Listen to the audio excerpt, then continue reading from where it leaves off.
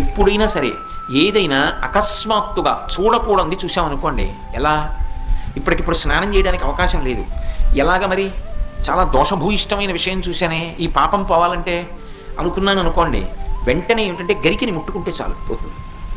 తీవ్రమైనటువంటి పీడకలు వచ్చిందనుకోండి, ఆ పీడకల పరిహారం అవ్వాలనుకోండి ఏ అభిషేకమో చేయించుకోవాలి. శక్తి లేదనుకోండి, మీరు అన్ని పూజలు చేయించుకున్నట్టే. స్నానం చేసి ఒకసారి గరికని ముట్టుకుంటే చాలు, స్నానం చేయకపోయినా చెప్పులు ఇప్పి గరికను ఒకసారి ముట్టుకుంటే చాలు.